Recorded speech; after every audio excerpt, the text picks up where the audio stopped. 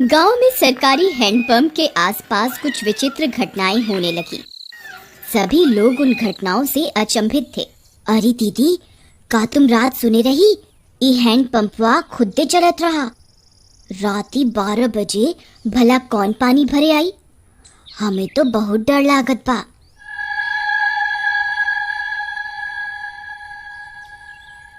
हाँ रानी, हम सुने रही।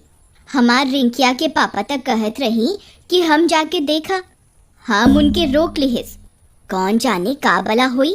फिर उसी रात फिर से 12 बजते ही वह हैंडपंप खुद से चलने लगा।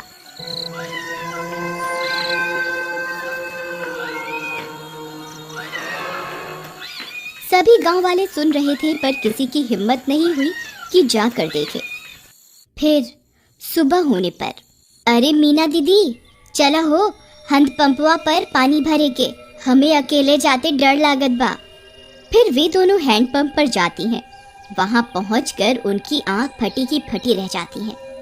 वहां किसी के पैर का निशान होता है जो इंसानी पैर से दुगने साइज का होता है। ई देखा हो रानी, हम कहत रहे ना कुछ गड़बड़ जरूर बा। ई देखा, भला किस इंसान के इतना बड़ पैर हुई। तभी वहां पिंकी आ जाती है। अरे दीदी, क्या हुआ? आप दोनों इतनी परेशान क्यों हैं? ई देखो बहन, इतना बड़का पैर। लागत है कौनो शैतान ई हैंडपंपवा पे आया रहा। कम ऑन दीदी, कोई प्रैंक कर रहा होगा। हमारी सिटी में तो ऐसे बहुत करा जाता है। अरे आप शहर से आई रही पिंकी बहन, आप ये सब ना समझी। फिर रात होने पर हैंडपंप फिर खुद से चलने लगता है।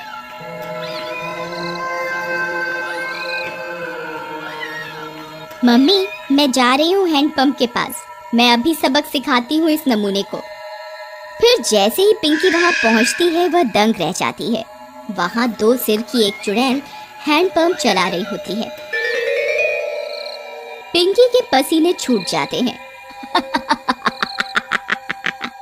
आ गई, बहुत इंतजार कराया तुम गांव वालों ने।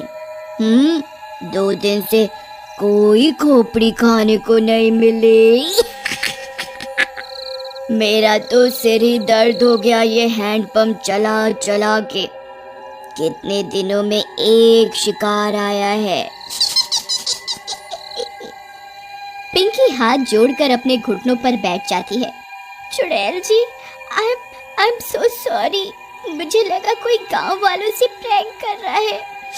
मुझे माफ कर दो चुड़ैल जी।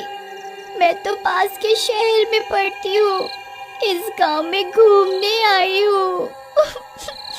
पर चुड़ैल उसकी विनती नहीं सुनती और उसकी खोपड़ी खा जाती है। फिर अगली सुबह, अरे मीना बहन, देखा तो आज तो यहाँ खून भी पड़ा बा। कौनो अनहोनी हो गई लागत बा। तभी पिंकी की माँ वहाँ आ जाती है। अरे कल रात से मेरी पिंकी घर नहीं आई। वो रात इस नल पर आई थी। हाँ, ये खून कैसा पड़ा है? कहीं ये मेरी पिंकी का तो नहीं?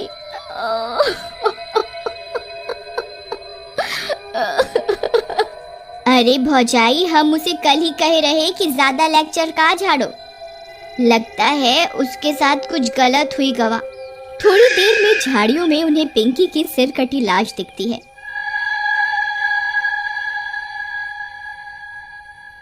यह बात पूरे गांव में फैल जाती है। सब फैसला करते हैं कि अब से इस हैंडपंप पर कोई नहीं आएगा। फिर रात होने पर वह चुड़ैल फिर से हैंडपंप पर आकर उसे चलाने लगती है, पर कोई नहीं आता। लगता है गांव वाले चालाक बन रहे हैं। इनको किसी और तरकीब से बुलाना होगा, नहीं तो हम भूखी मर जाएंगी। हाँ, पर करें क्या? रुक जा मेरे जुड़वा सिर, अभी तुझे किसी खोपड़ी का स्वाद चखवाती हूँ। फिर वह चुड़ैल पिंकी के घर के पास पहुंच जाती है। वहां जाकर चुड़ैल पिंकी की आवाज में उसकी माँ को आवाज देती है। मम्मी, मम्मी, दरवाजा खोलो मम्मी। मम्मी। पिंकी की आवाज सुन उसकी माँ झट से दरवाजा खोलती है। वह बाहर चुड़ैल को देख पिंकी की माँ कांपने लगती है। पिंकी, ये तुझे क्या हुआ? चुड़ैल की एक खोपड़ी अपनी लंबी जीभ से पिंकी की माँ को जकड़ लेती है। मैं कोई पिंकी विंकी नहीं। तेरी पिंकी तो कब की हजम भी हो गई होगी। अब तू मेरा खाना बनेगी मूर्ख औरत। फिर चुड़ैल उसकी खोपड़ी काट कर निकाल लेती है और उसे खा जाती है।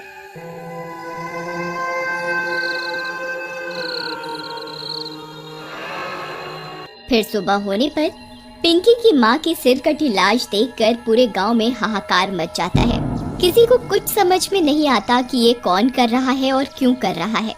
सुनत हो जी, उस शहर वाली माँ बेटी के कोई मार के मुंडी गायब कर दिया रहा। लगता है कोनो भूत पिशाच ही सब कर रहा है। तुम बाहर ना जावा, तुमका कुछ हो गए तो हम का करब? अरे हमका कुछ ना होई। हम जात रहे वो हैंड पंपवा के आसपास सीसीटीवी कैमरा लगाई खातिर, हाँ, ताकि देख सके आखिर मामला का बा। फिर वह गांव की कई दीवारों पर सीसीटीवी कैमरा लगा देता है। रात होने पर वह चुड़ैल वापस आती है। वह थोड़ी देर हैंडपंप चलाती है पर कोई नहीं आता। वह गांव में पिंकी और उसकी माँ की आवाज निकालकर सबको बुलाती है पर कोई नहीं आता। लगता है गांव वाले बहुत होशियार हो गए हैं। कुछ करना पड़ेगा। हाँ, कुछ तरकीब सोचो, नहीं तो अगर हम 2 दिन भूखी रही तो मर जाएंगी। गांव वाले हैंडपंप से पानी नहीं भर रहे पर कुएं से तो भर रहे हैं। हम चलकर कुएं में बैठ जाती हैं। जैसे ही कोई आएगा तुम अपनी लंबी जीभ से उसे अंदर खींच लेना, फिर हम उसे खा जाएंगी। हाँ, सही कहती हो। फिर वह चुड़ैल कुएं में जाकर छिप जाती है। सुबह होने पर, अरे सुबह सुबह कहाँ जावत बा? रात उ शैतानी शक्ति सारे गांव में घूम रही।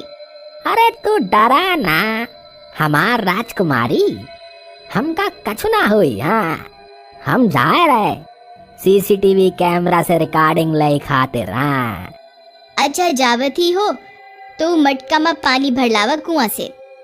फिर रानी का पति मटका लेकर निकल जाता है। अरे पहले रिकॉर्डिंग निकाला कि कुएं पे जावा? चलो पहले कुएं पे चलते हैं, नहीं तो वहाँ भीड़ हो जाए। फिर वह कुएं पर जाता है। जैसे ही वह कुएं में अपना घड़ा डालता है, चुड़ैल का सिर अपनी जीभ से लपेटकर उसे अंदर खींच लेता है। वह कुछ बोल भी नहीं पाता और चुड़ैल उसकी खोपड़ी खा जाती है।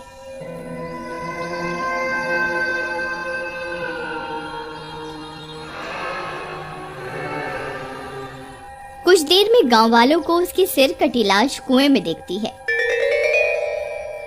इस बार और कोहराम मच जाता है। हम कहर अरे हम इकरा के कही रही ना जावा सुबह सुबह, पर ये हमारी एक न सुनी। हम तो लुट गईली, बर्बाद हो गईली। हे राम।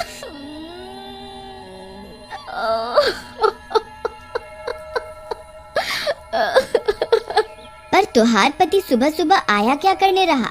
फिर रानी ने बताया कि उसके पति ने सीसीटीवी कैमरे लगाए थे गांव में, जिससे यह पता चल सके कि आखिर मामला क्या है। फिर वे सब गांव वाले सीसीटीवी कैमरे से रिकॉर्डिंग निकालते हैं, टीवी पर चलाते हैं और चुड़ैल का सारा सच उनके सामने आ जाता है। वे यह भी सुन लेते हैं कि अगर वे चुड़ैल 2 दिन भूखी रही तो मर जाएंगी। गांव वालों, हमारे सामने एक बहुत खतरनाक दुश्मन है। इसे हराने के लिए हमें बस ये करना है कि हम 3 दिन तक अपने घरों में कैद रहें, नहीं तो ये 2 मुंडी वाली चुड़ैल कई और लोगों को अपना शिकार बना लेगी। मैं गांव में 3 दिन के लॉकडाउन का ऐलान करता हूँ। लॉकडाउन होने के बाद वे चुड़ैल 2 दिन तक गांव में आई अपना शिकार पकड़ने के लिए। उन्होंने कई तरकीबें लगाई पर कोई अपने घर से बाहर नहीं आया और वे दोनों चुड़ैल मर गईं।